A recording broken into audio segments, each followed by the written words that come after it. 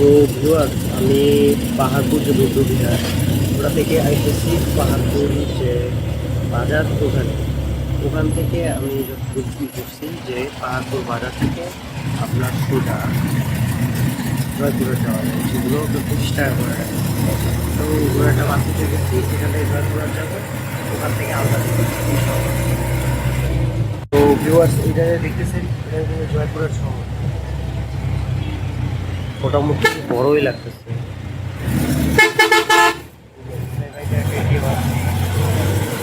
এখানে কিছু টাকা বের করতে হবে।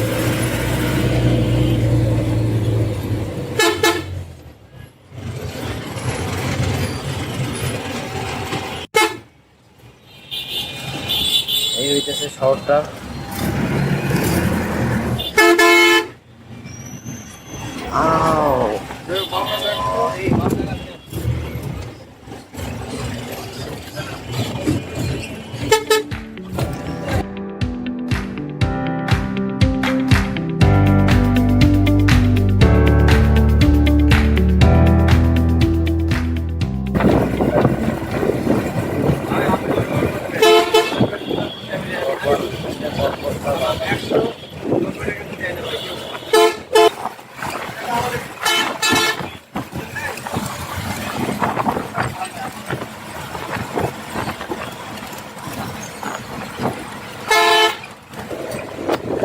তো ভিউয়ার্স, আমি নর্মালি চিফ জজ এটার সামনে ছবি টবি তুলি না। এইটা দেখেন কি দারুণ একটা চিফ জজ, চিফ জুডিশিয়াল ম্যাজিস্ট্রেট আদালত জয়পুরহাট। আমি যা মাগুরটা কি বলবো, যে ইটা দেখছিলাম এর আগে, তো মাগুরার যে জজ কোর্টটা, ওটাও কিন্তু অসাধারণ ছিল। আরে ভাই, কি বড়, চিন্তা করেন। অবশ্য এরকম বড় বড় গুলোই দরকার বাংলাদেশে, এর চেয়ে আরো বড়টা দরকার, কারণ যে পরিমাণ কেস আটকে আছে, তো এরকম বড় বড়টা না থাকলে ওই কেসগুলো কমপ্লিট করতে অনেক সময় লাগবে। তো আমরা এসে বসছি প্রায় সার্কিট হাউসের সামনে। এই যে এলাকাগুলো দেখতেছেন, এটা বলা চলে জয়পুরহাট জেলার সরকারি যা যা অফিস আছে সবগুলো এইখানে। আর ওটার পাশেই আছে ওই যে সার্কিট হাউস, যেটার সামনে আমরা যাবো কিছুক্ষণের মধ্যেই। যদিও দেখার মতো কিচ্ছু নেই, খালি একটা বিল্ডিং আছে। তাও যে কেন যাইতেছি, একটা করছি যে 64 জেলার সার্কিট হাউসের সামনে যাইতে হবে, যদিও ওই জেলায় আর কিছু না থাকে।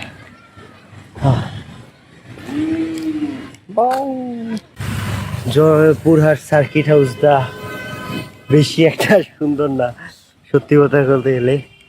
অন্য সব সার্কিট হাউসের চেয়ে একেবারেই নর্মাল। এই যে আপনাদের একটু সার্কিট হাউসের সামনে নিয়ে যাই, পুলিশ রাখার জন্য।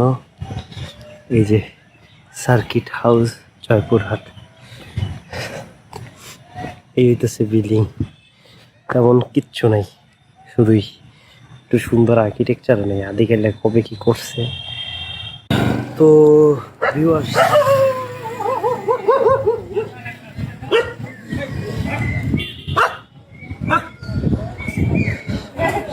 অন্য দেখে করতে আছে।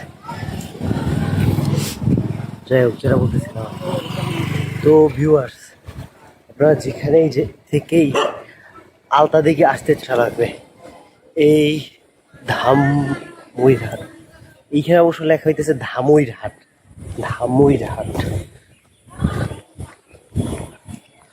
তো ধামইরহাট বা ধমুরহাট যেটাই হোক, এইখানে আসা লাগবে। অনেকের ধামুরহাট বলে, ধামুরহাট এই এলাকায় ধামুরহাট নামে বেশি পরিচিত। তো এইখানে আসা লাগবে, এইখান থেকে আপনারা আলতা দিঘি যেতে পারবেন। এমনিতে আলতা দিঘির ক্ষেত্রে অনেক লেট হয়ে গেছে। আলতা দিঘিতে সবসময় চেষ্টা করবেন 10টা 11টার দিকে আসতে, না হলে ভালো করে ঘুরতে পারবেন না। যেমন আমারও মনে হয় না বেশিক্ষণ ঘুরতে পারবো, কারণ ওটা নাকি তাড়াতাড়ি করে সন্ধ্যা হয়ে যায়। মানে ওইদিকে কিছুটা দুপুরের পরে আর কেউ থাকে না তেমন।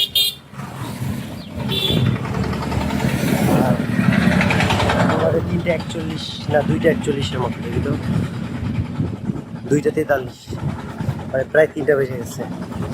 তো আমার যত আর আমার বাস আমার অনেক আগে নামাই দিচ্ছে, আমার পরে ধামুরহাটি নামাই গেছে। কিন্তু এখান থেকে আমার প্রায় 1/2 কিলোমিটার আবার ব্যাক যেতে হইতেছে এটা। অটো নিতে পারতাম, বাট অটো এইখান থেকে অনেক টাকা চাই, দেখি ওইখানে যাই কেমন টাকা চাই। বাইরে ভাই অটোতে 50 টাকা চাই, 50। বেশি কিন্তু দূর না এখান থেকে, কত 4 থেকে 5 কিলোমিটার, দ্যাটস এনাফ, এর চেয়ে বেশি না। যদি এখন 10টা 11টা বাজতো আমি হাইটে যেতাম। 140 টাকা খরচ হয়েছে, তার মানে এখন অনেক টাকা বাকি আছে। তো যাওয়া যায় কিনা, যাই হোক আমি একটু সামনে যাই হেঁটে, যেইখানে আপনার ইসের গাড়িগুলো পাওয়া যাবে। এখানে পরিচিত তেমন কেউ নাই যে তার কাছে হেল্প নেবো, ভালো হইতো। ওই ব্রিজের পরে হইতেছে আলতা দিঘির রোড, আর ওটা অনেকটা ঘন জঙ্গল, তো অনেকে যেতে ভয় পায়। সামনে গিয়ে দেখবো আপ ডাউন 70 টাকা নেয় কিনা।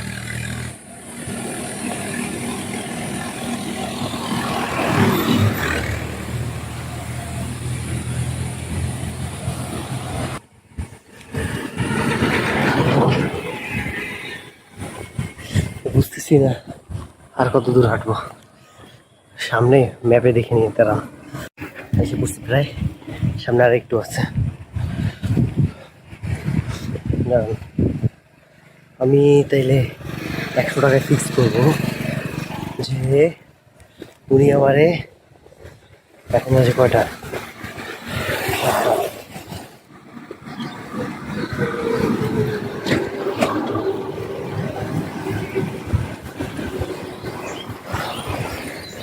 অটো নাই, এই সব জায়গায় মোটর সাইকেল লাগে, এমনিতে সব জায়গায় মোটর সাইকেল লাগে না। এই যে এমার্জেন্সি একটা জায়গা, সামনে বিল্ডিং এর পিছনে রোডটা দেখতেছেন না, সম্ভবত। কি বাবা, অটো নষ্ট হয়ে গেছে? আলতা দিকে দিয়ে আসলেন? ও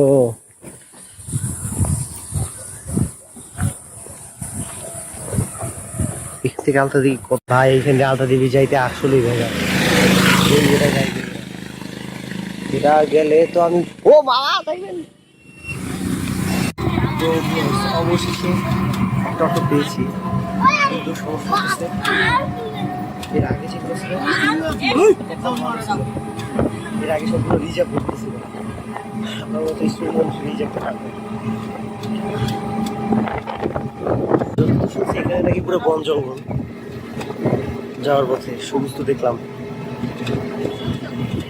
যাওয়ার পথে দেখা যাবে বাকি অবস্থা।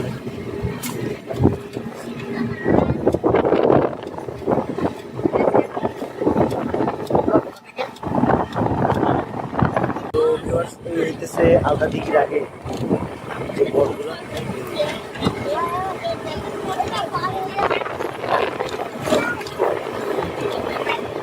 ওদিকে এই পাশটা এখনো ঠিকঠাক মতো ইয়ে হয় নাই, পাশটা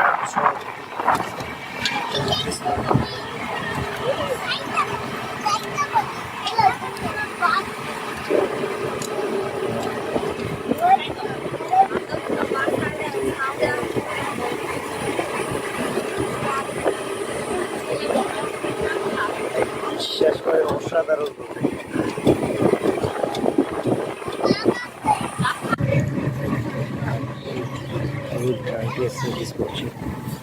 Can I try?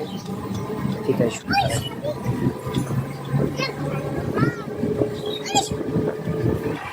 ছবি তোলার জায়গা তো এইগুলো, আরো